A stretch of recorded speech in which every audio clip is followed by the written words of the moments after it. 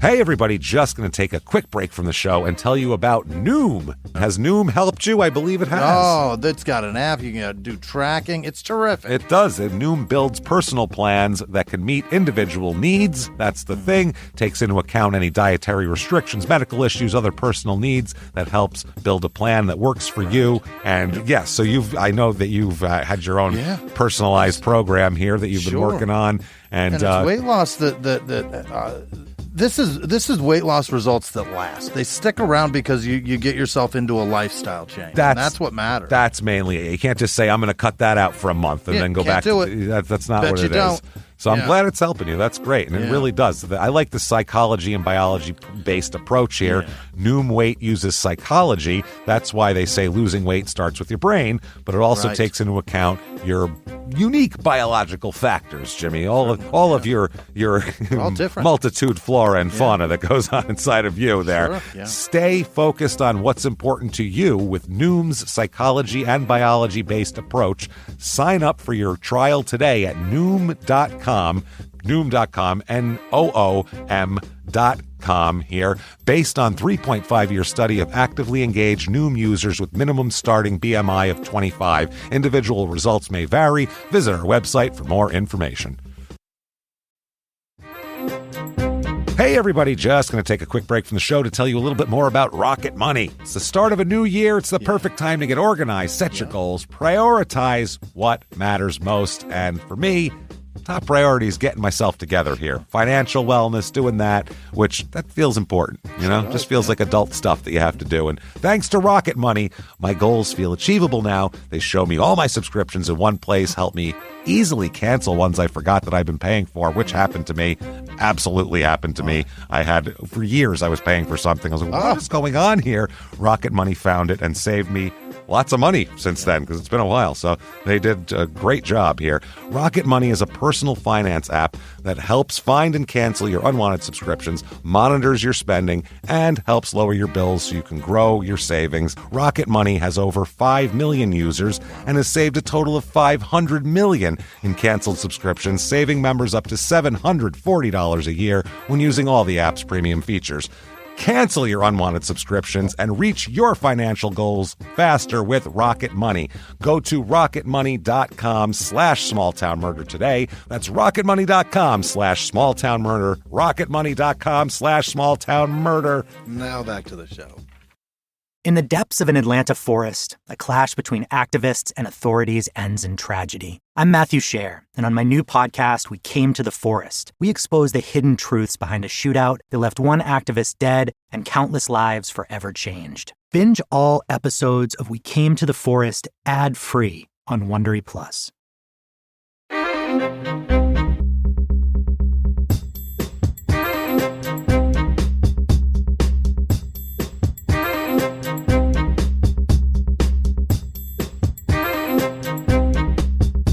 Hello, everybody, and welcome back to Small Town Murder Express. Yay and choo-choo. Oh, yay indeed, Jimmy. Yay indeed. My name is James Petrogallo. I'm here with my co-host. I'm Jimmy Wissman. Thank you, folks, so much for joining us all aboard the murder train, pulling away from the station. Let's get on board and do this. We have, of course, a wild case for you, as always, on Small Town Murder and Small Town Murder Express. But if we only have an hour, oh, man, we got to pack it in there. So it's a lot of murder in a little amount of time, and we're going to pull it off. First, before we do that, very quickly, shutupandgivememurder.com is the website. Go there for your tickets to live shows. That is where you go. For sale for 2025 right now, February 7th. Pittsburgh, Pennsylvania. You are on deck. You're up first. Let's lead off this tour right, and let's pack this bad boy out. Let's do that. It's going to be so fun.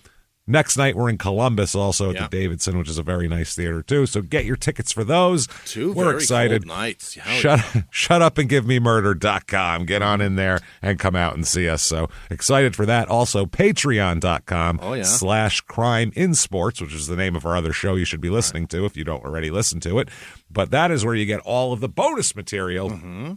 Anybody $5 a month or above, you're going to get just a gigantic back catalog, hundreds of bonus episodes you've never heard before, then new ones every other week, including this week, where you get one crime in sports, one small town murder, and you get it all, baby. Every bit. Yeah. That's right. This week, what you're going to get for crime in sports, we're going to talk about Travis Rudolph, who is a recent NFL player for a couple of years and just finished up a murder trial. So we'll talk all about him. He had got into a little bit of trouble there. Then for Small Town Murder, we're going to do the West Memphis 3 Part 2. Find out how the hell we even got to the point of needing an HBO camera crew to come down and check this bad boy out. So we'll figure all that out and more. Patreon.com/crime in sports. And you get a shout out at the end of the regular show too. You can't beat it. Best $5 you'll ever spend a month. So that said, I think it's time, everybody. Here we go. It's time to sit back. Let's all clear the lungs. What do you say? Arms to the sky. Let's all shout. Shut up. Give me murder. Let's do this, everybody. Hey. Let's go on a trip, shall we? We have to, yeah. We are going to Nevada this week. Been a while since we've been there. The milk and honey. Oh, absolutely. And desert and gambling and nuclear waste sites and you name it. Nevada's got it. This is Incline Village, Nevada. Incline Village. It's western Nevada, all the way over there by Tahoe, near the California border. It's about 50 minutes to Reno if you want to go lose your money in a depressing city. That's a place to do it. About 4 hours and 25 minutes to our last Nevada episode, which was Denio, Nevada. That was episode 499, Hermit Horrors. Remember the hermit guy who was killing people out in the desert? That was crazy. That guy was just killing anybody that came out there. The population of this town, 9,440. Okay. It is a wealthy little town. Let me tell you something. Median household income here, $131,914. Holy. Which is pretty good. And then the what median, are they doing? Well, the median home price is wild. Median home price here, $1,392,400. What is this best kept secret on the planet? Crazy. I don't know. This is and there's a lot of people like celebrities that had houses here. This is like a little weird, what's that spot in Idaho where they all gather and they have. You mean Jackson Hole in Wyoming? Yeah. There's another one in Idaho, too, that's a ski place where they have a thing, too. Yeah, there's Jackson Hole, and there's this place. There's a few of these spots throughout the West that are weird little celebrity enclaves. Strange. The motto here is information, inspiration, progress. Yeah, well, we don't know anything about I don't know what that means. You're not getting the info out. I don't even know what that means. Inspiration, progress, I don't know. History of this town, established in 1882. So that's older than I thought it was going to be here. The Sierra Nevada Wood and Lumber Company was a logging company that operated on the northeast side of Lake Tahoe at where Incline Village is now. So this used to just be like a lumber company. And it was named for the Incline Railway that served the area. That's why they call it Incline Village there. The timber was required for the mines during the mining boom, because you had to put, the big timber up to keep everything structured down there. Sure. And the timber around Lake Tahoe was placed on an incline railway where it was taken up 1,400 feet, then dropped by a gravity flume down the western side of the mountain to a 3,000-foot tunnel to Carson City. That's cool as shit. How log rides became? I was just going to say, this is every Six Flags and everything has a log flume, Splash Mountain, all that shit. That's what this is from. Awesome. A log flume is a real thing, apparently. Which I've never heard of it till now, but I guess it is here. The company operated a number of other railroad lines that were, in the area too. So that's what they did. Now, notable people that have had houses here. Warren Buffett had a house here in the 80s, I guess. Yeah. The Stu Cook of Creedence Clearwater Revival. Is that right? And then David Coverdale, Deep Purple and Whitesnake there. Yeah. Is This Love and all that shit with Tawny Katane on the hood. That's the guy there. The jackass from Girls Gone Wild, that idiot, Joe Francis. Yeah. And John Force. And John Force, the race car driver. John Force, how about that? So all sorts of famous people have gone there. Reviews of this town, not a lot of them, and most of them are good. So we'll get into it here. 5 stars. Here we go. Yeah. Incline Village is that charming town by a beautiful lake. Is it? All right. Lake Tahoe is one of America's gems. calm down. Yeah, it's pretty.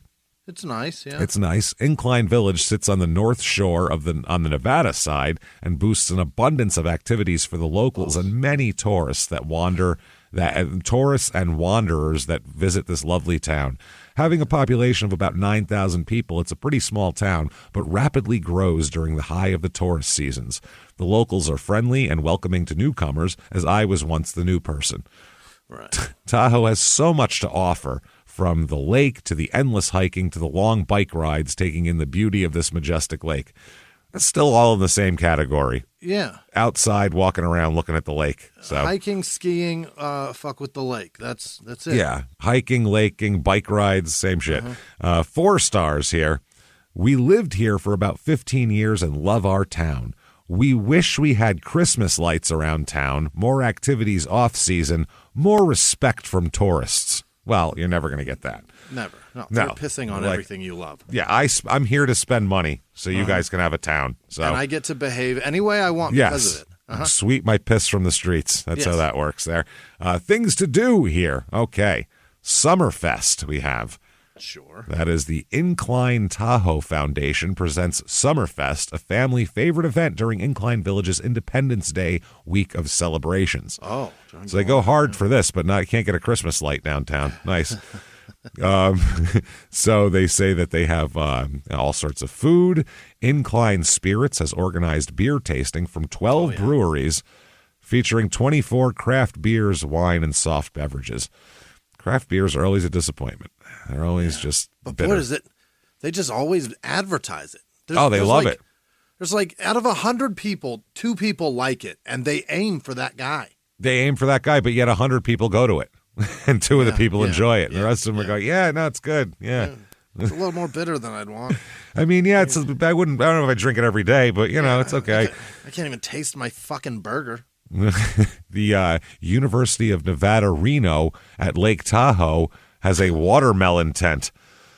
University of Nevada, Reno at Tahoe. At Lake Tahoe. That's a lot of different places. Yeah, I was like, that's a lot. That's qualifying it. They'll have lawn games and fun for the whole family.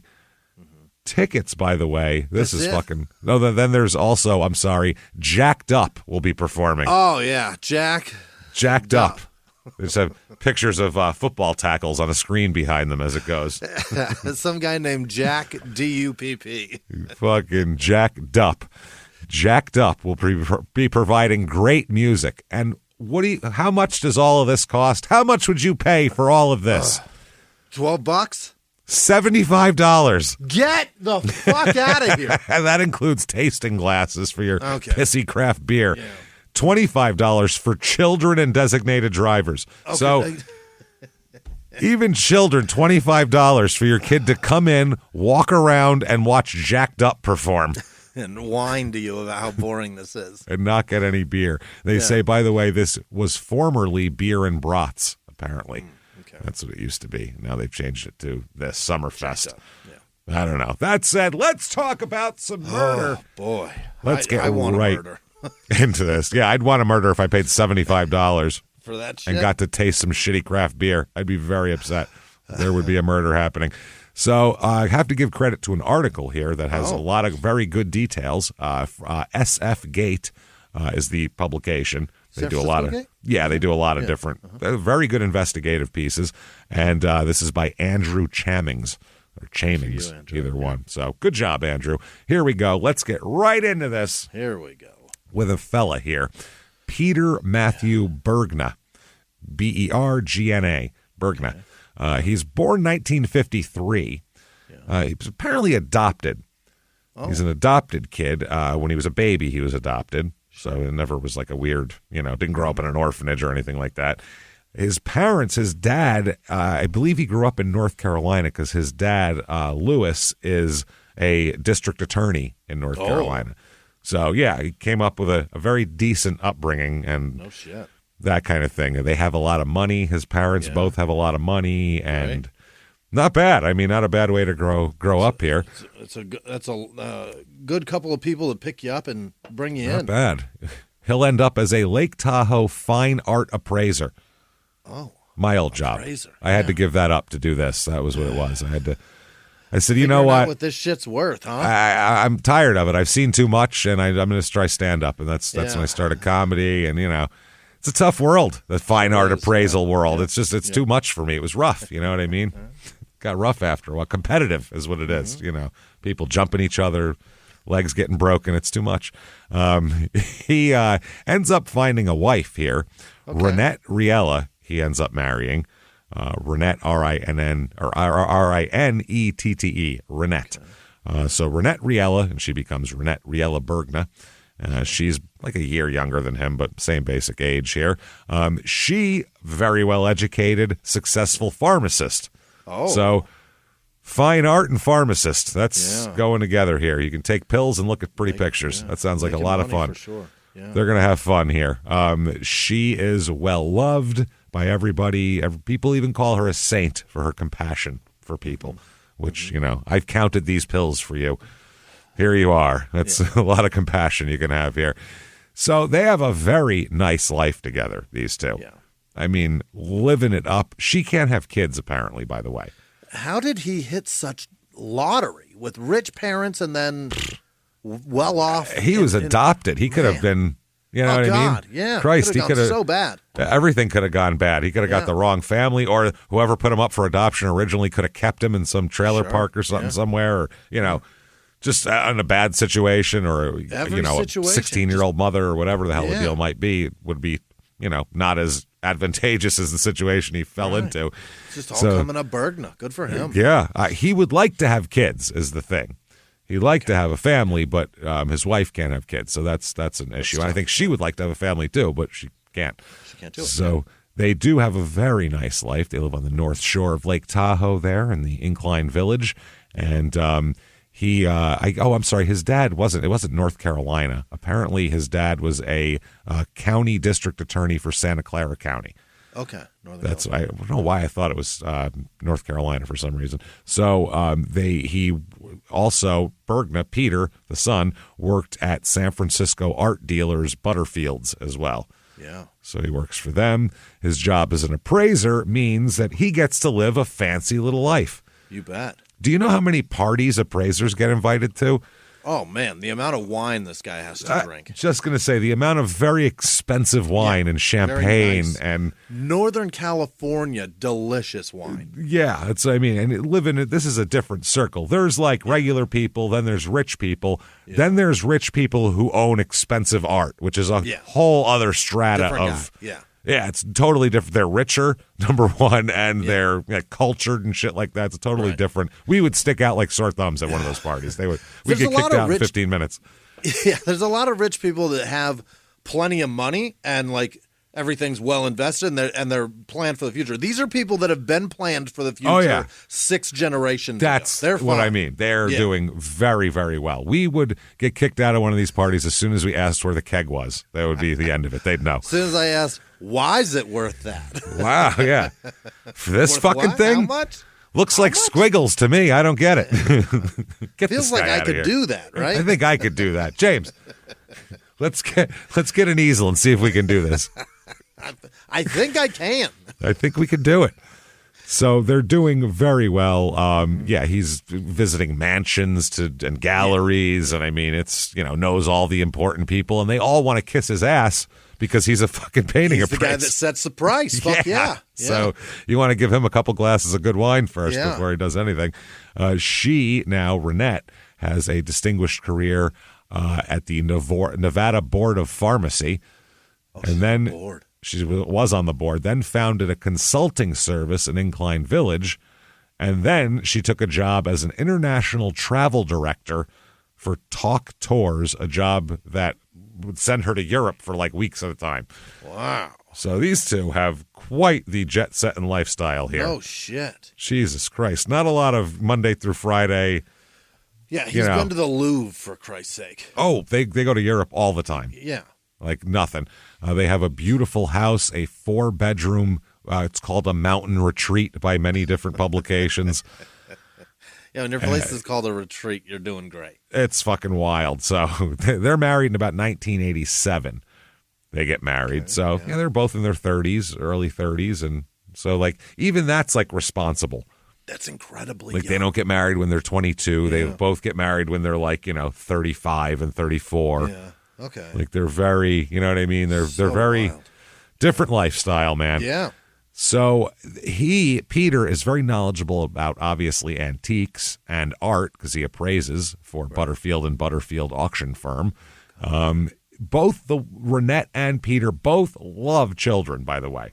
Really? Both very into giving their time and money to children's events and especially athletics. Peter gives a lot of money, donates it to the school athletic programs, and then spends time as a volunteer coach for Incline High School athletic teams as well. I don't know how you'd have time for this. You're in Europe she 1 week. She can't have kids. They want kids so bad, and instead he does this kind of thing. Yet he was adopted. He's very well aware of the avenues they could take to have a child. Totally. That's the other thing, too, is I don't get why of all so people, confused? Yeah. of all people, why he doesn't go, we could adopt. It worked out well for my parents, but that never comes up, I guess. I'm appraising rich shit. You know what I mean? Like we could certainly raise one of these little bastards to do good things. There's a group of people. I don't know if it's a group, but there's a mass of people out there though that don't want somebody else's kid. They just don't. Yeah. They want their own kid or no kid at all. And maybe that's who these people were. It just doesn't seem like it. Yeah. There's also a subset of the population that believes that those children are going to murder them. Based on studies or science or whatever. Because they've seen a couple scary movies. That's their science. Yeah. The main problem is you just don't know where they came from genetics-wise. Yeah. You don't know if their you do. father is Freddy Krueger or not. Yeah. But you don't. What about this guy? You don't. You have no idea. You don't know. They believe, you do. Yeah, you do. Absolutely. Yeah. So, and I guess if you're donating your time and money already to strangers' kids, you might as well adopt one of them and fucking take them home with you. Yeah. So the principal of the school said, we just all thought the world of both of them. So yeah, you have to. Everybody loves them. They travel extensively together. The Bergnas, they make 4 or 5 trips to Italy. Wow. This is in a 10, 11-year period. 3 or 4 trips to England. They went to Switzerland as well. They paid for a 35-day vacation to Australia for Peter's parents. 35 days? That's a payback. Thanks for the adoption. Yeah. Have a month. A month. Plus in Australia. Wow, I hope they were retired or something. How the hell do you take 35 days off? So she earned about $100,000 a year in her pharmacy consulting business, and he made about that, if not a little more, in his thing too. So, and this is in the 90s. $200,000 a year for a couple in the early 90s is a fuckload of money. You're killing it. I mean, absolutely killing it. Early 90s, you made $100,000 a year. You were, upper middle class. Like that was doing very well. Then in about late 1997, Peter fully pays off the balance on their $500,000 home. Wow. Pays it off. So Actual homeowner. 1998 comes around. They have a paid off house. Wow. And all of this wonderful, nice things that's going on here. What a dream. Drinking wine, doing all this shit. So she goes away in April. Renette goes to Italy for her new job, doing the international tours. And she does a 6-week trip to Italy. Wow. She lands back at the Reno Tahoe International Airport on May 31st, 1998. Yeah, to go from like Florence to Reno has to be a real kick right in the fucking teeth, doesn't it? Not even like, a little bit at a time, like a decompression chamber, like bring you to Boston or something, or just right into Reno, right to the brown. 500 feet deep and then just shooting you straight to the surface. That's it. Right to the brown fucking ground. Enjoy. Oh, that is rough. That's a rough thing. So during her trip, apparently, Peter had been telling some people that he planned to end their marriage. Oh, my.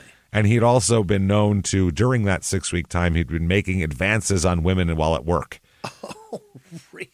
That's a nice picture, but a better ass. Let me tell you something, sweetheart. I'll tell you something right now. Your tits are as pretty as this picture, baby. You bend over and look down at it. It's a better angle.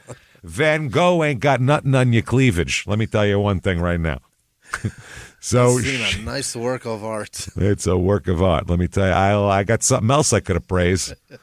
I bet those are about 10 G's, huh? You went to a good doctor for those bad boys, didn't you? See? Sometimes I got to touch them. I was going to say, let me feel the weight. I got to put my hand under him. Now it's all right. Now we'll find out.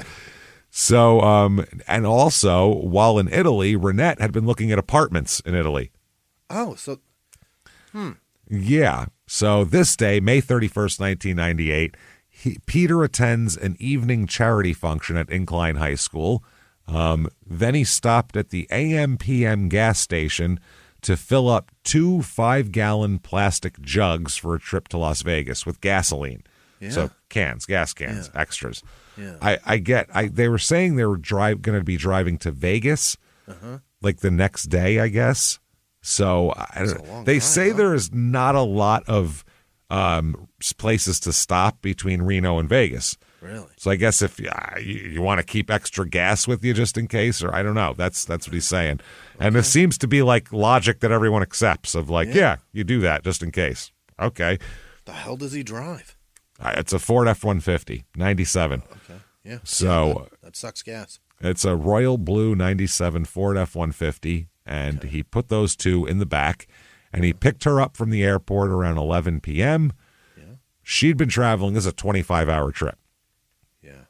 She'd been traveling for 25 hours straight. This is her landing spot's her 4th airport of the day. Oh, boy. Yeah, it's a long, long trip because I think she had to go from Italy to New York, from New York to Denver, from Denver to Reno or some shit like that. Like it was one of those real circuitous routes here. Yeah. So he picks her up, but instead of going home to Incline Village, he takes a turn off the Mount Rose Highway.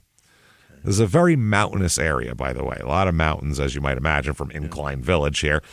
So I guess this is like a scenic spot where you can see all the lights of the valley and things like that. So this is one of their favorite spots, Peter said, and they enjoyed looking at the Reno lights.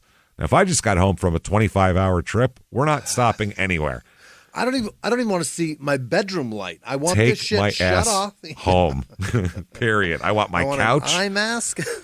Dude, 6 weeks on the road and 25 hours in a day. All I want is my couch at that point. Just give me my couch and my things. And I mean, the couch at minimum. I want the bed. And I want you to leave. No, I want to like go in the fridge. I want to like do shit I haven't been able to do. You know what I'm saying? Like I want to lay diagonal in my own bed and tell everybody to get the fuck out. So he said that they discussed their marriage, I guess, and how he was frustrated with her traveling. Okay. Apparently, he said, it might be part of your job, but I'm home and I'm alone and I don't like it. I don't like being home alone for 6 weeks at a time. Which 6 weeks is a long fucking time. That's a long time. Even if you're in the NBA, you come home every week, or you're on the road for a week or two. You come home, you're there. This is crazy. 6 weeks. I just heard about the longest vacation I've ever heard of, and it was still shorter than her business trip. That's so long. Yeah, 35 days blew me away. So I guess he says it ended on a good note when she agreed to cut back on her travel to save their marriage. Okay. So they're heading back down the mountain road just after midnight. After this, they went up there to the scenic spot to have this deep conversation about their existence or whatever the fuck. So very serious conversation. Now I'm going to cut to Sergeant Jim Beltran. Oh, he's a retired. It's always good when we make a hard cut from a couple talking about their marriage to Detective Sergeant Jim Beltran. He said, quote, "I got a call at home. There was an accident off Mount Rose Highway." He said, "In all my years, I've never seen anything like it." Now, Peter Bergna, the police pull up, they respond to a 911 call from Peter. Yeah. And they pull up to find him clinging from the rocks hanging off the side of a cliff. Oh, wow. That's how they find him.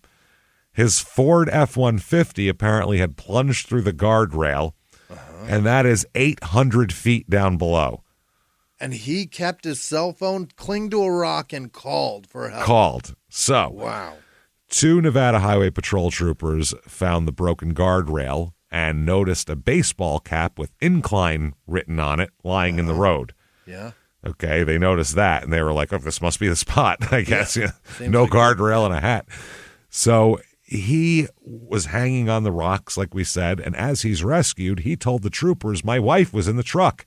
You got to find my wife. She's 800 feet that way. Probably, yeah. Down there. So they end up using the helicopter spotlight, and they find this mangled, destroyed wreck of a truck. I mean, this is... Yeah. It plunged down a 800-foot ravine. It's it's bad. So they find that lying in the road, or lying down there, the mangled wreck.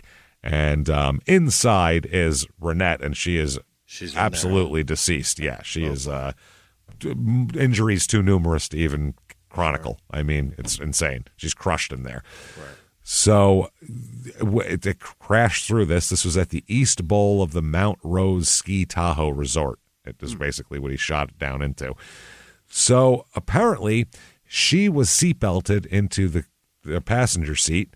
Yeah. And it plunged nose first, landed on the side of Slide Mountain. That's what this is, by the way. Slide Mountain and Incline Village. You knew what was going to happen in the story. Truck's coming down, yeah. Hey, everybody, just going to take a quick break from the show to tell you about the safest sponsor ever, Simply Safe. Absolutely. These people will keep you safe. It's amazing. You know that every 26 seconds a burglary takes place in the United States, according to the FBI. That means that by the time this podcast is over, dozens and dozens of homes will have been targeted, ransacked. God knows what happens here. So protect your home before it's too late with Simply Safe proactive security system. Simply Safe helps stop threats before they even have a chance to break in. Named Best Home Security System by U.S. News and World Report 5 years in a row. And by us for about the last 8 years as well. If you trust us, believe me, you want Simply Safe. So visit simplysafe.com/small to claim 50% off a new system with professional monitoring plan and your first month free. That's simplysafe.com/small. There's no safe like Simply Safe. Now back to the show. This show, Small Town Murder, is brought to you by BetterHelp.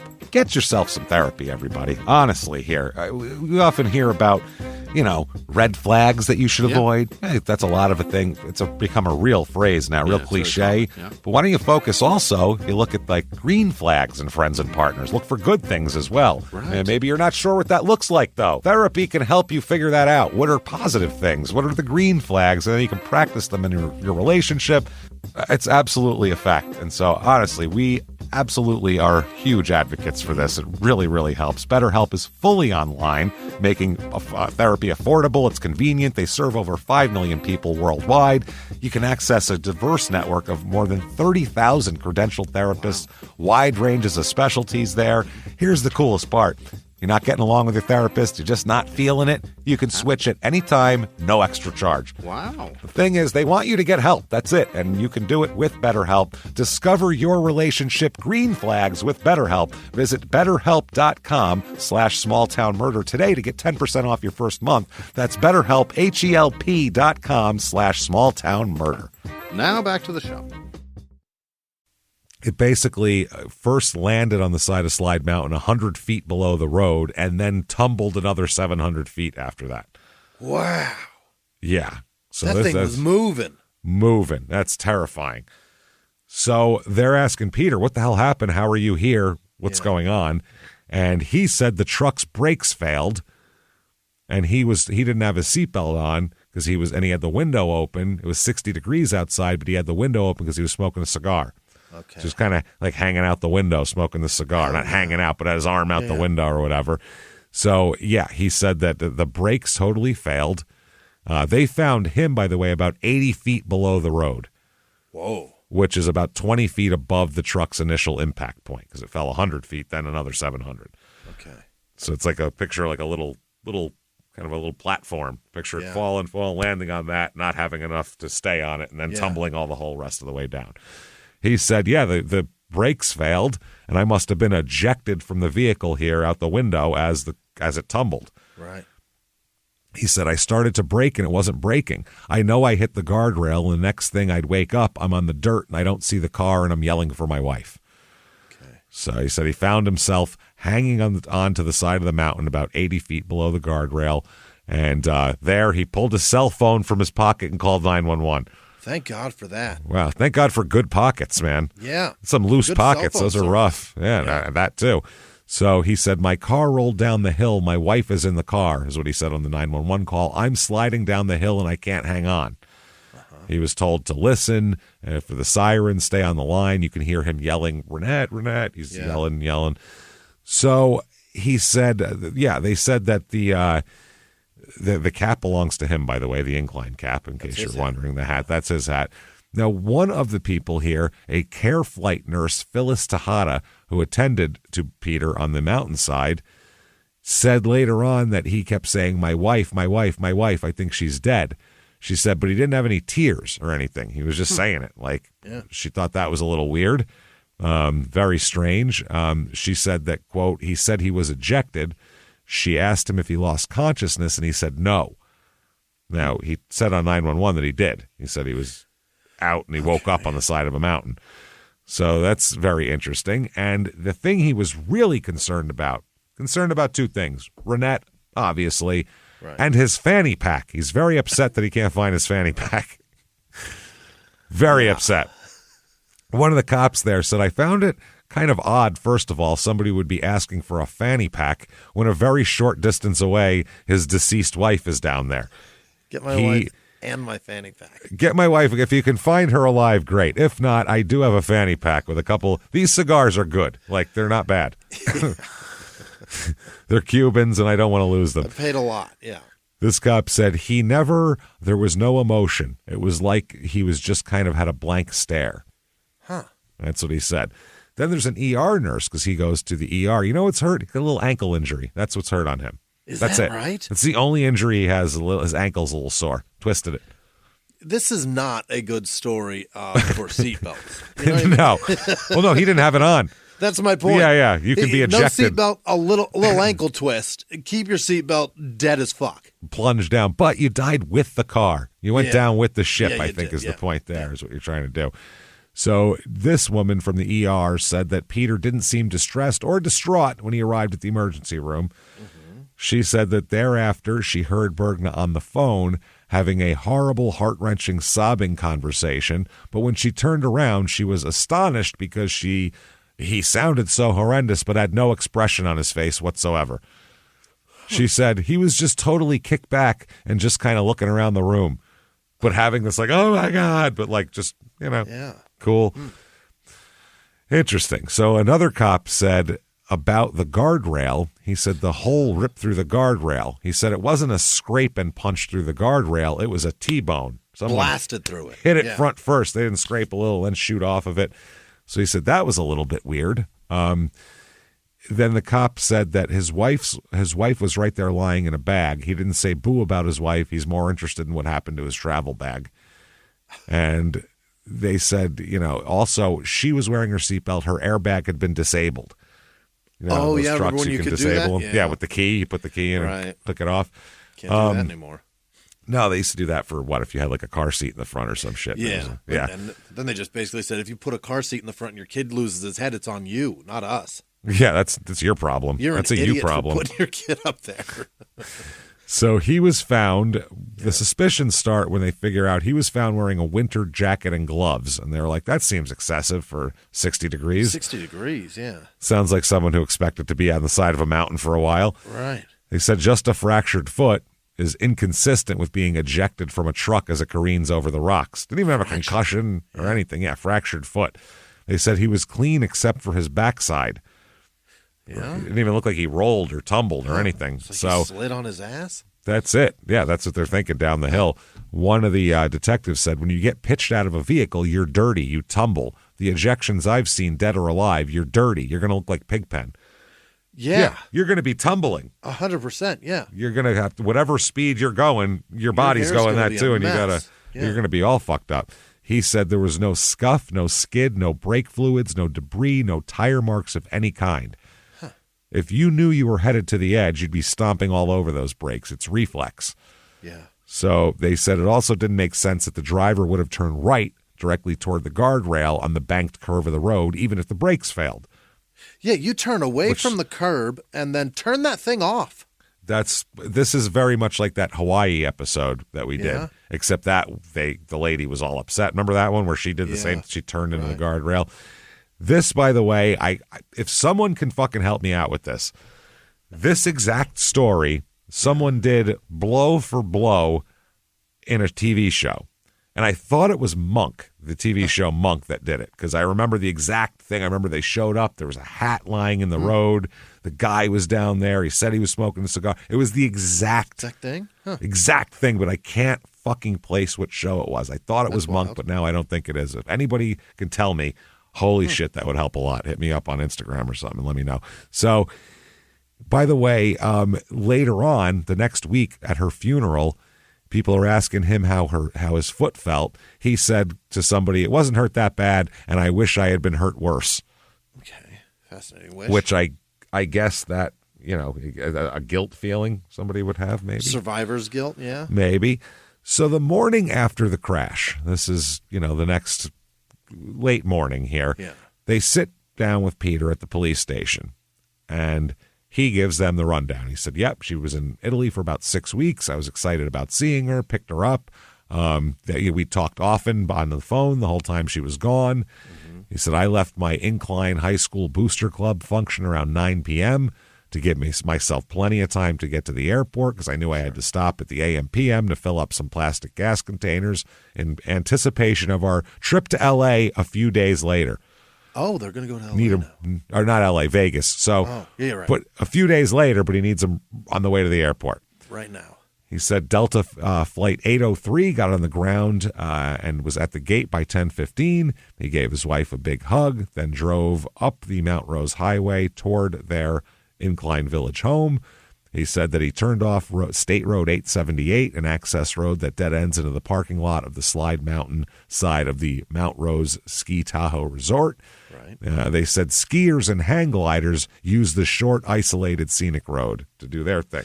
They jump off the fucking mountain. Yeah. He said it was one of our favorite spots. He said they had a lot to talk about, catching up, chit-chatting. He said, we've been discussing the idea of me having problems with her being gone because I'm lonely. I like being with people, and there's a real problem. He said, I'm a lonely guy. You have a great time, and it might be part of your job, but I'm home and I'm alone, and I don't like it, he told them. That's what he was saying. He said that the end of the conversation was pretty exciting for me because she said she would cut back on her travel and she'd be home with me. So he said it was him who suggested going down the road to a spot overlooking the lights of Reno. A parking bay was on the right side of the road with a guardrail separating the pullover from the mountain slope. So he said, I started to brake and it wasn't braking. It wasn't stopping. I couldn't figure out why it wasn't stopping. And the next thing you know, I hit the guardrail. And the next thing I'd wake up, I'm on the dirt and I don't see the car and I'm yelling for my wife and I don't know where she is. And that's all I remember what happened. That's it. He said it just kept going. It wouldn't stop. He said I started panicking and I'm braking and I'm braking and I'm pushing as hard as I can and nothing's happening. Nothing's happening. I just kept going. It wouldn't stop. Hit the fucking e-brake, you idiot. Do something. E-brake, throw it in neutral. There's a lot of things you can do. I'm putting it in fucking park. We'll leave the transmission back there, but we're stopping. You know what I'm saying? It's fucking happening right now. Brace yourself. I'm throwing it in park. Don't give a shit. It's better than flying off a mountain, right? Yeah. We'll worry about the truck later. So he said when I finally figured out where I was, it was on the sand. I was sliding down the hill. I'm trying the best I could, looked up to see if I could see the truck, see a fire, see something, yelling for her. So he said I had my phone on me, luckily, so I called 911. He said it took them so long to get to me. They said when they arrived, by the way, he had his head resting on his phone because they was listening. Boy. Yeah. He said, I can't move my legs, but I'm okay. Find my wife. So they do, 795 feet below. Yep. And the cop said it was lying on what had been its roof with the nose of the vehicle pointing back up the hill. And it was pretty crumpled up from the tumbles that it took down the hill. Upside down, laying on its cap. That's crazy, man. Oh, my. And backwards. Upside down and backwards is not good. And aiming uphill. Shit. Yeah. Yeah. That thing got all fucked up. I have a picture of it, too. It's disturbing. So the cop said there was some grief when he told us I tried to stop, but it was nothing more than words. He looked like he was hyperventilating, but he wasn't. he spontaneously said, "I don't cheat on my wife." Out of nowhere. All right, Okay. So what's the lady's name? The cop said it was like, ding, ding, ding. No one asked you that. Yeah. If you're ever in an interrogation, don't answer questions that aren't asked of you, first of all. That's number one. Don't anticipate what's coming. Answer the questions as concisely as you can. Yeah. Try not to ramble. And don't give extra information, because that sounds terrible for you.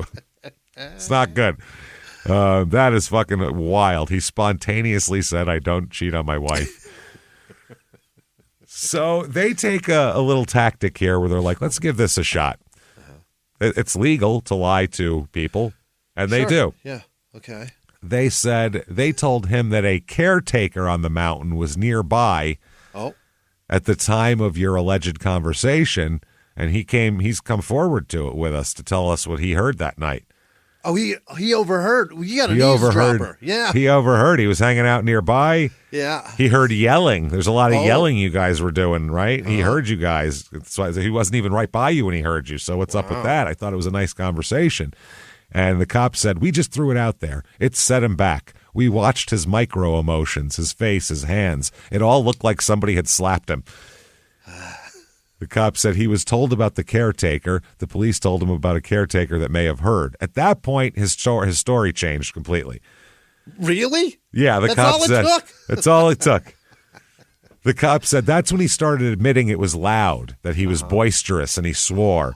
Oh. This is like someone saying, "I've never even been in that lady's apartment." Well, is there any reason why your fingerprints would be there? Actually, I was there for like 3 hours that one day, and that's what this is. Someone down the block saw you walk in the door. Oh, that's right. I did do that. Yeah, I was just bringing her Amway, though. You know, it's it. So they said that, he was boisterous and swore. Then he said, "We worked out our 11 or 10 years worth of marriage problems in an hour." So, of course it got heated at times. But so the prosecutors are thinking, so they have marriage troubles. She's very much insured. He's getting some money off of this. And, they don't know. They say the police think that he's angry because his wife quit her high-paying job as a pharmacist locally, where she was home at 5 o'clock every night, to become an overseas travel tour guide, a career that would keep her away for months at a time. Right. So that's what they're thinking. They're thinking he was just mad at her, and rather than get a divorce and have to split all this up, it's easier just to kill her. So they said when Bergna couldn't answer the questions, his head would tilt a little. He said, like when your child says something that's not true. Oh, no, that's his dad, too, because they brought his dad in. Oh. Because he said he wanted his dad with him. Oh. His dad's an attorney. Yeah. So he said whenever Bergna couldn't answer the questions, his dad's head would tilt a little bit, like when your child says something that's. So he told police, "The one thing I did not want to be is alone, and now I'm alone."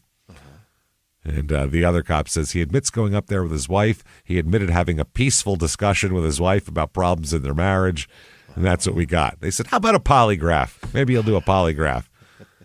He said, "Sure, what the hell? Really? Line me up." Absolutely. So they said he looked full of angst. They said that while you're doing this, they said you don't have to remember the truth because it is. You have to remember the lie. So it's easy for people to tell the truth. The test was eventually ruled inconclusive, which happens with a lot of them. Yeah. It's just kind of a mess. A lot of times if they're on any kind of medication or if their emotions are all over the place, it comes out all messy. Sure. So with doing some physical tests after this, they concluded that the vehicle was turned toward the guardrail at an angle of 60 to 90 degrees in order to bust through it like that, which is straight at it, basically. Yeah. They also said it was doubtful that a 1-year-old truck's brakes would just not work at all. Yeah, it's a new truck. Brand new truck. So they're like, that's weird. Then they said there was 2 unsealed cans of gasoline in the back, maybe to try to make sure there was a fire. Oh, right. They were thinking that's possible. So, the investigators drive similar trucks along the same route to see how they would handle the turn and try to figure out, okay, if I'm here, I'd have to do this. Right. The guardrails were tested at different angles of impact to try to recreate the hole made at the crash scene as well. One of the most consequential pieces of evidence was an asphalt mark found on his sneaker and the location of his baseball cap. Because his baseball cap was on the road. Yeah, and if you're tossed out well of the above truck, him. The asphalt wouldn't touch you because you would be off the road before you get tossed out. That's what they're saying, yes. A veteran accident investigator and reconstructionist said, I don't feel he came out of that driver's window or any other window, period. In my opinion, he came out of that car sometime before it went through the guardrail. And in my opinion, I would have to say he came out of that car voluntarily. Oh. He said, I don't believe that the brakes went out. So, yeah, they said, the investigator said it was first investigated as an accident. They said when this thing happened, we didn't even get called, the crime scene people. They said there was a lot of investigating officers and people involved who felt this was a traffic accident. But then later on, they called them all in, all these investigators, and said, no. They said you can start with no skid marks on the roadway. But that's why I said his brakes didn't work. The fact that he wasn't killed or seriously injured was suspicious there as well. It's interesting here. So they said that about his dad, Peter's dad, they said he had lived this career. He knew exactly what we were going through. He knew we wouldn't charge this case unless we could prove it. He knew we believed he did it. Talking about the dad. Yeah. So the investigator said, quote, this thing smelled. Bad. It's such a old-timey, I tell you, it smelled to high heaven. It really, it's a real I'll tell you, this thing stinks. It stinks, I tell you, stinks. Yeah. He said, we just didn't think we were going to ever have enough evidence here. So they said that other things, just to run down the evidence here, damage to his clothing was minimal, not what someone would expect for someone who tumbled 80 feet down a mountain. Right. So they think he positioned that truck to be dead on with the guardrail and then jumped and landed on his feet and slid on his ass or some shit? Yeah, just slid his ass down the whole way. Okay. Is what they're thinking here. So they said that his airbag deployed, but there were no signs of bag impact on his face. So he didn't get hit with it. Very small amount of injuries. Obviously, there's no bruises or scrapes indicating he'd been thrown through the driver's side window. They did find scrapes on the top side of the canvas shoe he'd been wearing. That could indicate it scraped across an asphalt road. The road at that point curves and is steeply banked, much as true like at an auto racetrack. It's that kind of thing. It goes elevated. A vehicle traveling on that road would turn turn toward the mountain, not outward through the guardrail down the side, because it curves to the left, not to the right, where you shoot off the mountain. Right. They said that it would have to be steered through the guardrail. They said the wreckage of the truck, it had 23,452 miles on it, was airlifted out by helicopter. They said they found no reason for the brakes to go out. It had dual brake systems, meaning if the front brakes failed, the rear brakes should hold and vice versa. Oh, how about that? He's got two different master cylinders in this thing. Yeah, and then no evidence of brake tampering. His driver's side window was in the down position. He said, because he was smoking a cigar, he told police he didn't wear a seatbelt ever. A switch in the truck allowed him to shut off the airbag on the passenger side. Because his wife was short, about 5 feet, he was concerned about an airbag injuring her, which is fair. Hey, everybody, just going to take a quick break from the show to tell you about a healthy, delicious item, Hero Bread. And we're both trying to get healthier this new year. Jimmy had a eye-opening doctor's appointment and things like that. Yeah. So we're trying to get healthier, and I'm telling you right now, this Hero Bread is a good step in this direction. It's delicious, and it is really good for you, and it's really excellent. They have the sliced bread is good, the bagels, the tortillas. I know you've been they're terrific. Ranting about the tortillas. They're so good. With Hero Bread, you can focus on your health goals and still indulge in the soft, fluffy experience you love, but guilt-free. I really love the little Hawaiian rolls, too. Yeah. They're so good. They're so good. The Hawaiian rolls, they're legit. They're fluffy. Yeah. They're exactly how you want them to be. You'd never know it's low-carb and high-fiber bread from the texture. You get the soft, fluffy experience you know and love with your savory breakfast sandwich, late-night grilled cheese, Taco Tuesday. Do it. No compromises, just flavor, ultra-low net carbs, 0 grams of sugar, high in fiber. It's fantastic. Hero Bread is offering 10% off your order. Go to hero.co and use the code SmallTownMurder at checkout. That's SmallTownMurder at HERO.co. And now back to the show. Hey, everybody. Just going to take a quick break from the show to tell you a little bit about Sono Bello. You know, the most known secret with celebrities and influencers and all these famous people is so many of them have had lipo.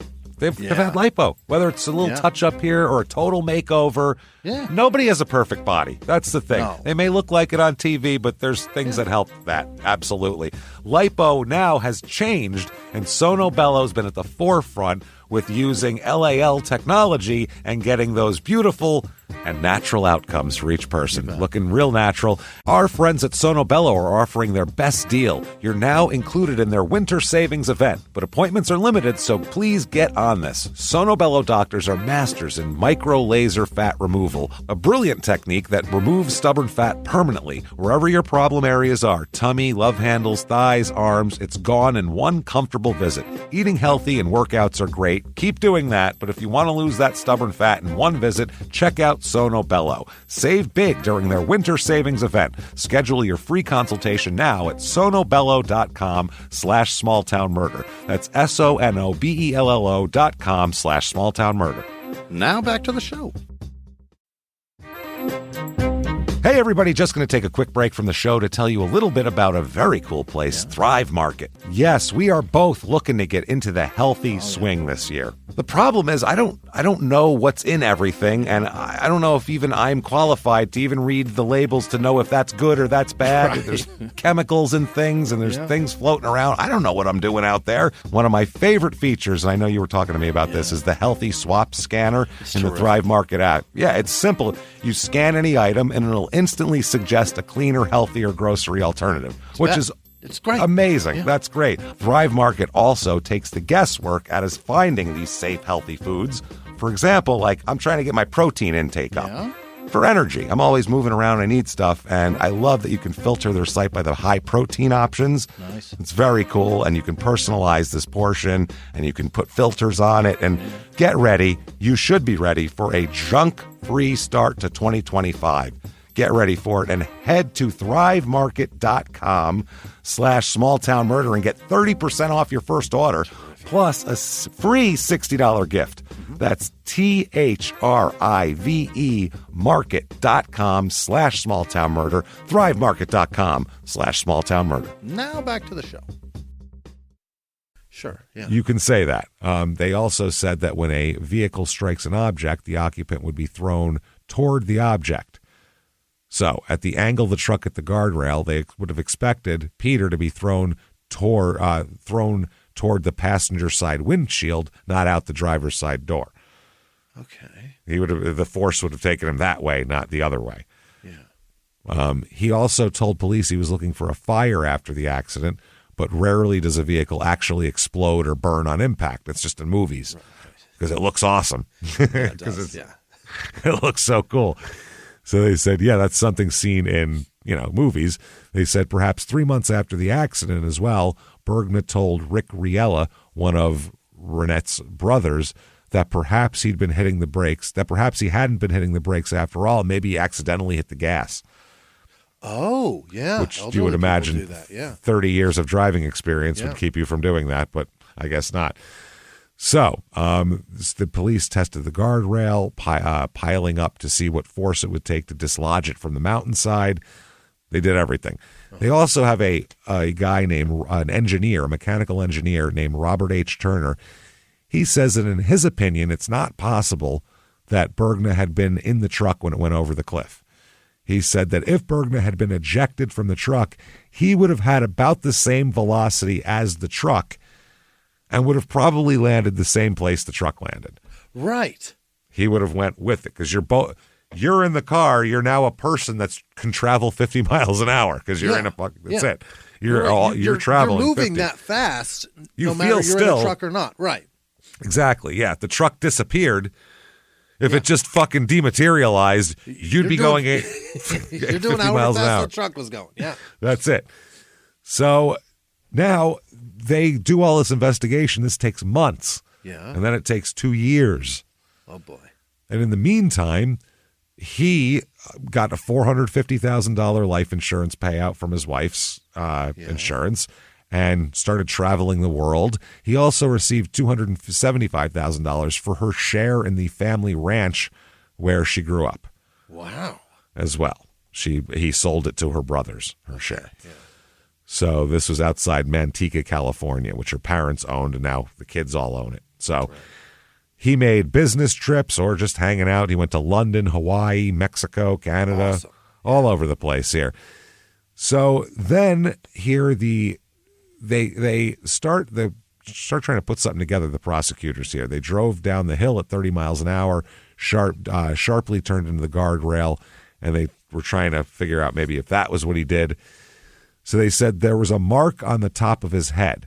As he jumped out, he hit the button of his cap on the door jamb. And if you've ever hit that little button on top of your hat, God damn it, does that hurt.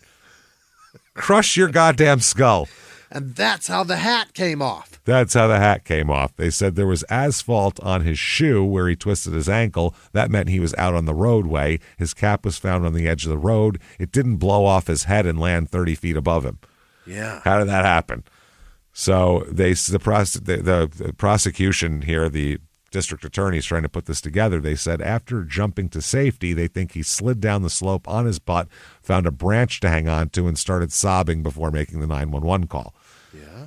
They said that her body suffered so much trauma, the coroner could not note a specific cause of death. Oh, Jesus. And they said it was impossible to determine if she was dead before the car crashed through the guardrail or not. They don't know. Yeah. She was so fucked up. They said dead or unconscious, we couldn't prove anything. She was so messed up from the tumbling. She's flown from Italy to New York to Salt Lake City to Reno, and you're going to pull over on the side of the road to talk about your marriage? She was tired and could have felt comfortable falling asleep. He just pulls up there and does his deed. What the They think she shit? might have been asleep in the passenger seat. Oh, my God. Which would make sense after that day of travel. Right. Yeah, I'd pass out too. Yeah, a lot of times you get somewhere and you feel like you want to sleep on the way home. I do it after the road all the time. Well, I've flown home from Columbus, and driving home from the airport, I'm like, I should have just got an Uber. I am going to fall asleep on this freeway. I always get like an hour nap in on my ride home from the airport. I don't always. blame you at all. So they said, we don't have any statements from the victim. We don't have any eyewitnesses. We don't have anything. They decide, though, through all of this science, that they're going to arrest Peter. Okay. They said that, they think he steered the truck through the guardrail, jumped out, hit his head on the driver's side doorway, knocked his baseball cap over, dragged his right foot and shoe on the pavement as he steered the truck toward disaster. They think he was, had his foot out the door and jumped out that way. Yeah. So they said that, each time we got a report, it indicated a couple more tests to do, is what they said. They said there were more interviews, and not being in a rush to judgment, it's a serious matter. So they said they took their time. They said his motive is he wants a wife to stay home with, and he wants a wife who will have children with him. He takes her up on a cliff to argue with her about the marriage, and he elects to kill her. Unbelievable. So they do. At the same time, her brothers here, Richard, John, and James, are suing Peter in Washoe County, or Washoe District Court, a wrongful death suit. Yeah. Claiming that he intentionally and deliberately caused the vehicle to leave the road and go off the mountainside for the purpose of causing injury and or death to his wife. And so, they cast him as a capable person for the felonious and intentional death of their sister. Okay. They want all the insurance money back. They want all that shit back. Yeah. So 2001, they take him to trial. All right. Been 3 years almost here. So one witness here, who's known Peter about 10 years. Her name is Joan Dunkley, told the court here that she was a volunteer bartender at the function, and that he started talking a lot about personal things that he'd never talked about before that night. Oh. She said he was saying his wife was not at the function because she was on a trip to Europe as a guide, but she'd be coming home in a few days. He was really anxious to have his wife come home. All he really wanted was a wife and children. He wanted a wife who would stay home, be around, and he wanted to have kids. He had a similar conversation with 2 other women at the party. Just going around complaining that my wife doesn't want to have kids with me, and she just goes off gallivanting. Is he trying to cheat on her tonight? Because if so, this is Seems the wrong like it. conversation to have to entice someone to come home with you. I really want to love my wife and sit next to her on the couch. You want to fuck me? It's weird. It's very weird. So shortly before all this here, he also called a bank employee he'd met through a professional appraisal function and asked her out as well. Oh. So he's been looking around. This woman, Janet Mello is her name. She said, he asked me if I'd be interested in going to see a movie with him on Friday night. I thought it was strange. I didn't understand it. I didn't like it. I said no. I knew he was married. Okay. Yeah.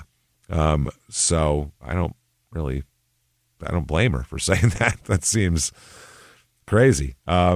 She said that another woman who worked at the bank, a trust officer for Seattle Bank, said that she met him at a social function. This woman he ends up being engaged to after his wife dies. Oh. Robin Russell. And they were scheduled to wed, and now he's having a murder trial instead.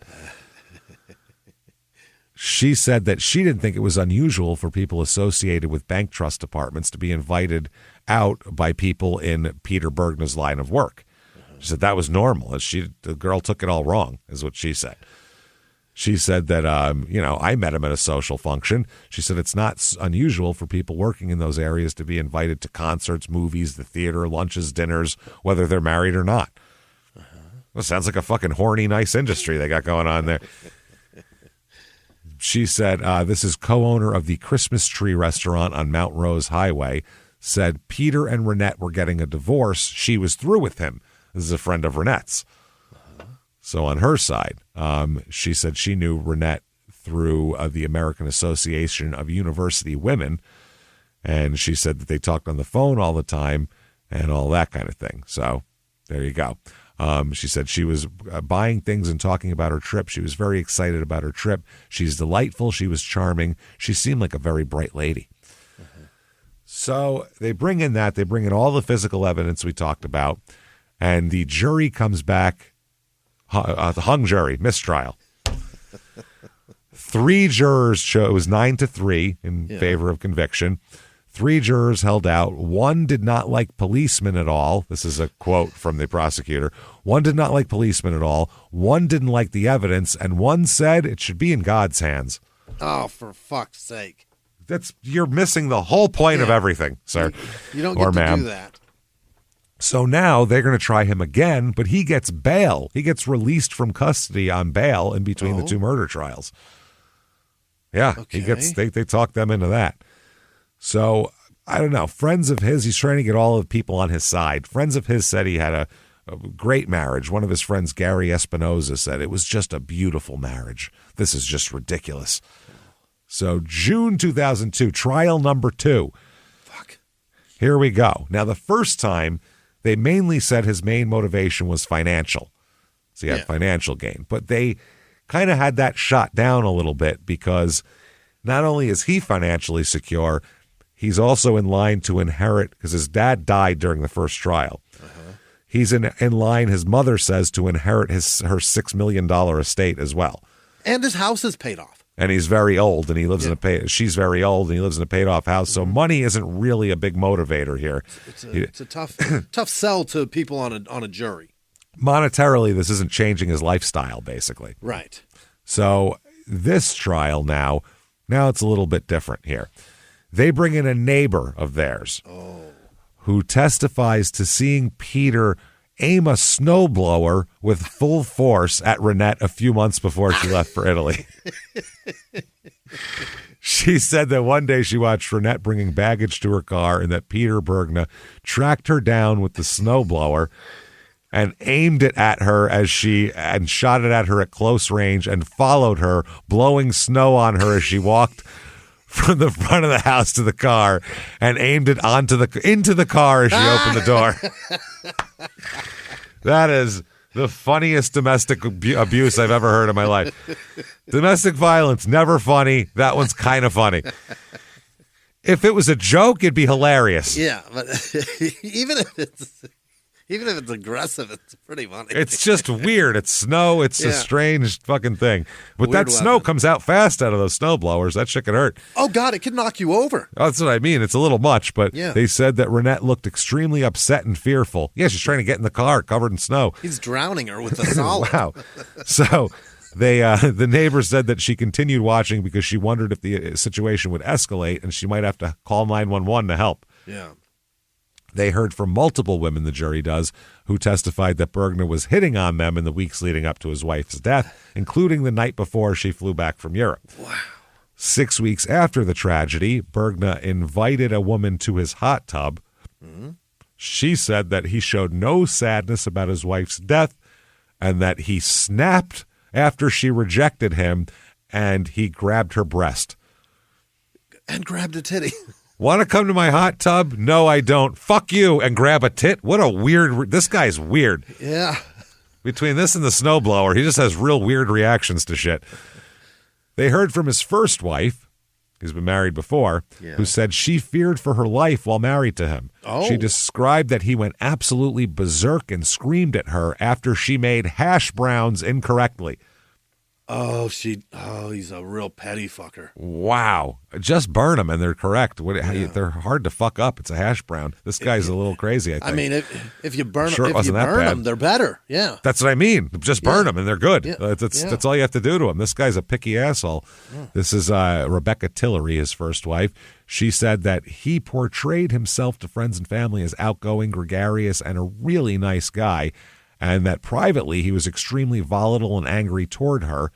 She said that she constantly walked on eggshells around her husband and lived in fear.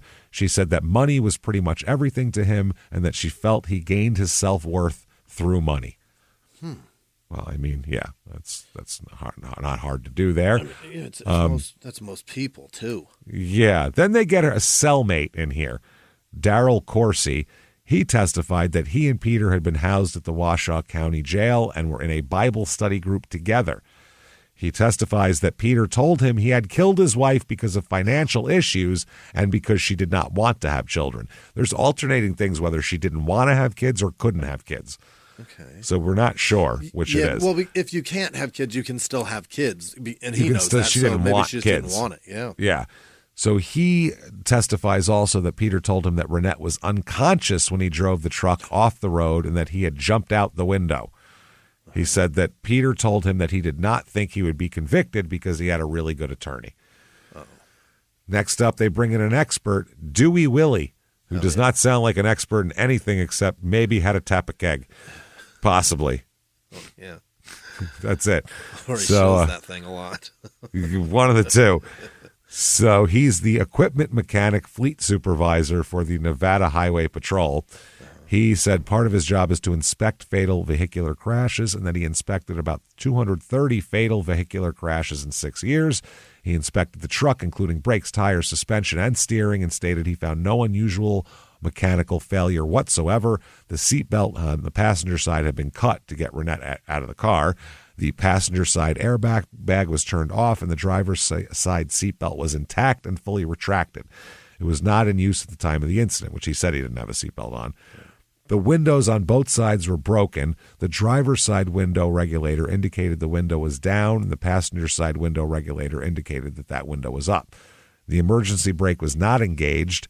They said no trail of brake fluid found on the roadway. No other evidence of an actual rupture of the complete brake hydraulic system was found.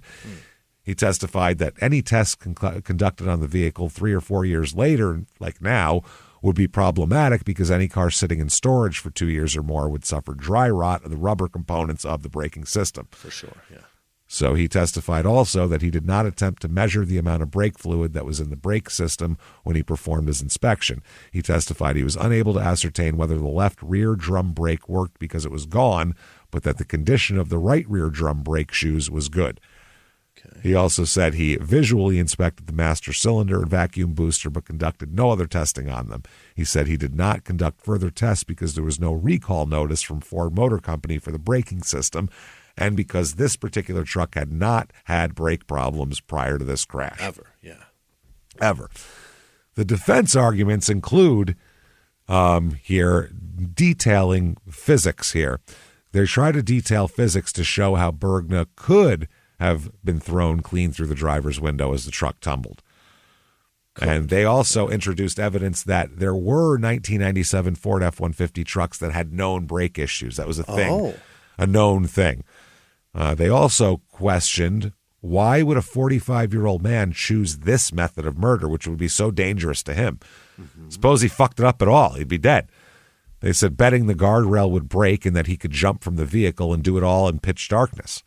They said, apparently, Mr. Bergna has better vision than someone with 20/10 wearing a night vision helmet, better reflexes than a cat, and is more psychic than John Edward or Sylvia Brown, which is possible because I think anyone listening right now, you're probably more psychic than those fucking hack charlatans, fucking full of shit assholes.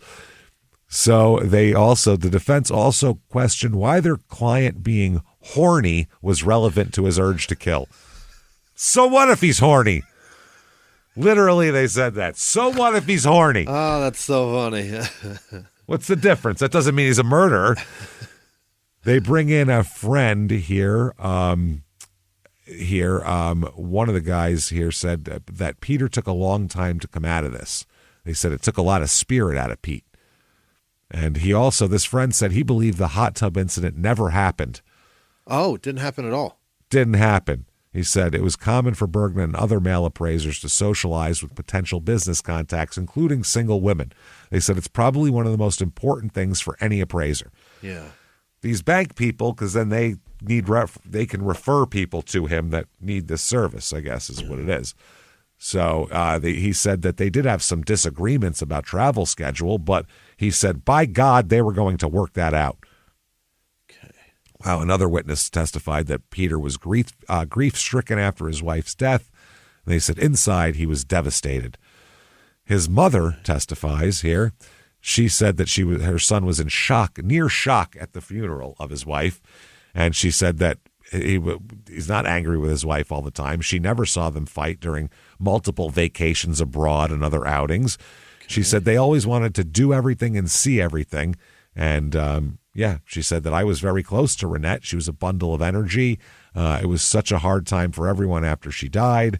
And by the way, he stands to inherit part of her $6 million estate. So shouldn't be real worried about money. Mm-hmm.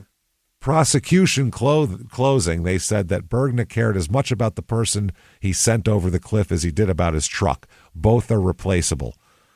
Wow. So after this prosecutor, who's a female prosecutor, finishes her closing argument, he loudly calls her a bitch.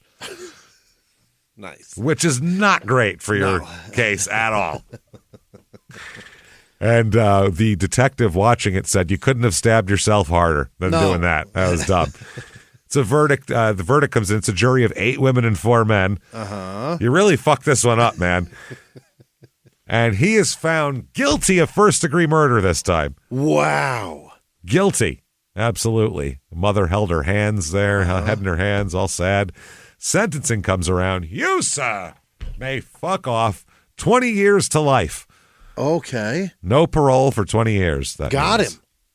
Got him, apparently. So the prosecutor said that he's only out for himself. Prosecutor said pompous is a good word after deliberating how to describe him. He was very smug throughout the whole thing. I think he thought some expensive attorneys could get him off. Justice was a long time coming, but we got there in the end. They said he was just one of approximately 4,000 convicted felons who'll be sentenced in Washoe County this year. All the glamour is gone now. Bergna created the glamour. To us, he was always the same as every other defendant. And the defense said he was turned into a celebrity target by the prosecutors and media. Oh, come on. Fuck off. So I think that one of the things that engendered so much zealousness was the thought of who Peter Bergna was. It was almost a joke with the defense. His first name was no longer Peter. It was Wealthy Art Appraiser. Yeah. I've met dozens and dozens of professional prosecutors, and talking about one of the prosecutors, he is probably the least professional I've ever met. Yeah. My sense of things is he had whipped up the public fervor over this case. Wow. Peter said that the media portrayed him as being guilty, guilty, guilty, and that the public, quote, hates people with money. That's why every famous person's super rich. Oh, they do. They hate people with money. Yeah, that's true. But they hate see you fail, but they also defend you like crazy. They hate people they don't particularly agree with about things that have money. If they like the person with what they stand for, they love that they make money. Oh, that's the thing. It depends. Can't suck their cock harder. No, it's wild. It could be. It's how they say they're right about everything. Yeah. Well, he's super rich. How can he be dumb? Real easy. With me, so he's great.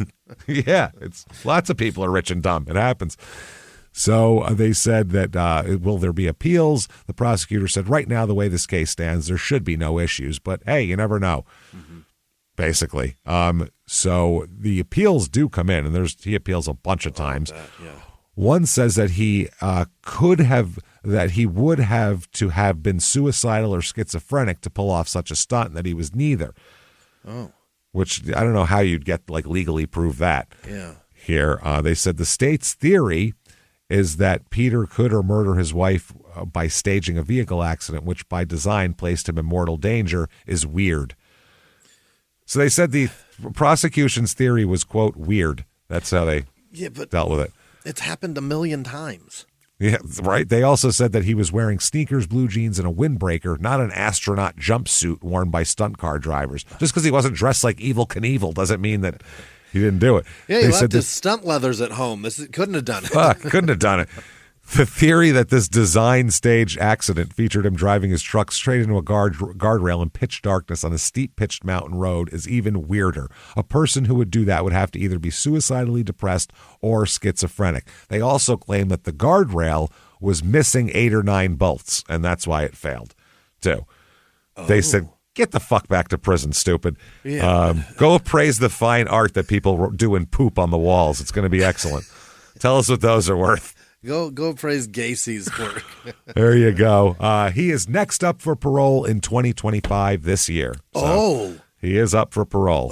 Yeah, he's had 1 or 2 already, and now he's got another one coming up in 2025, and he thinks he might get out this time. So it's possible, yeah. Keep an eye out, everybody. So there you go. Peter Bergner, Renette Bergner, crazy ass fucking story. Someone tell me where that came from on TV, by the way. Please, someone tell me what show that was on, because it's driving me fucking bananas.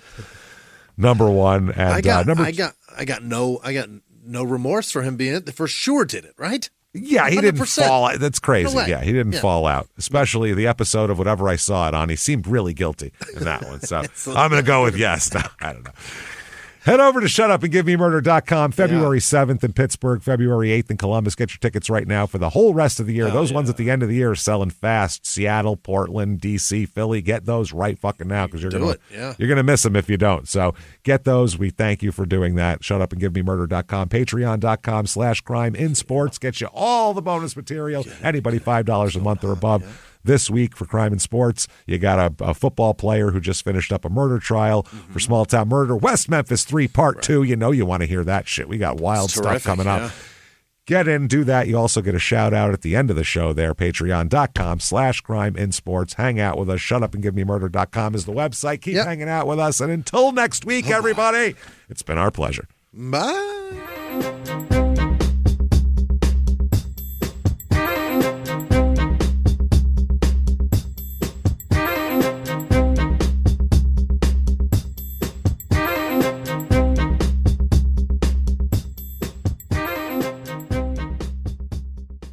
If you like Small Town Murder, you can listen early and ad-free now by joining Wondery Plus in the Wondery app or on Apple Podcasts. Prime members can listen early and ad-free on Amazon Music. Before you go, tell us about yourself by filling out a short survey at Wondery.com/survey.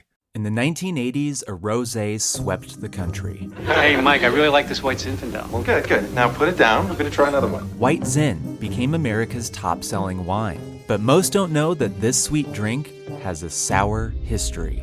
What began in 1986 with counterfeit bottles, a big fraud, a multi-million-dollar fraud, sent investigators chasing one of the most powerful families in the business, the Licciardis.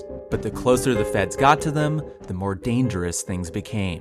It's a story of deceit. At the time, I was paranoid. Threats. You touch my kids, I will kill you. And murder. With a .22 caliber bullet to the head. What started with a scheme to mislabel wine spilled into a blood-soaked battle for succession. Welcome to Bloodvines. You can binge listen to Bloodvines exclusively and ad-free on Wondery Plus. Join Wondery Plus in the Wondery app, Apple Podcasts, or Spotify.